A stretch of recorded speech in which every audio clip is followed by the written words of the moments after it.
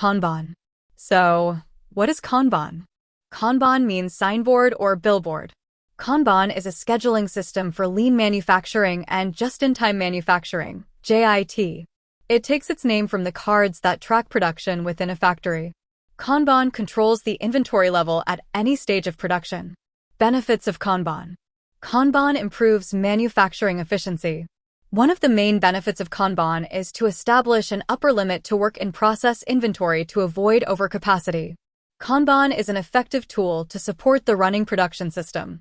Kanban reduces wastes.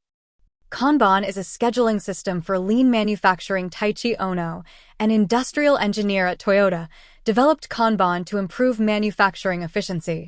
Kanban is a visual work management system that provides a clear representation of work progression within a process.